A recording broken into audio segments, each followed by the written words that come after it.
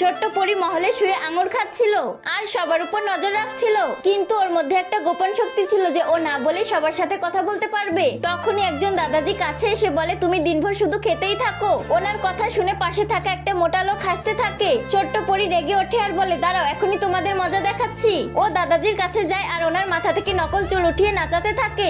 এটা দেখে ওইখানে সব লোক হাসতে থাকে। ফের ছোট্ট পরি মোটা লোকটির কাছে আসে আর বলে ও অন্য একটা মেয়ের সাথে থাকে। এটা শুনতেই মোটা লোকটির বউ ওর কান ধরে নেয়। মোটা লোকটি ভয় পেয়ে বলে, আমাকে মাফ করে দাও, কিন্তু ছোট হাসছিল।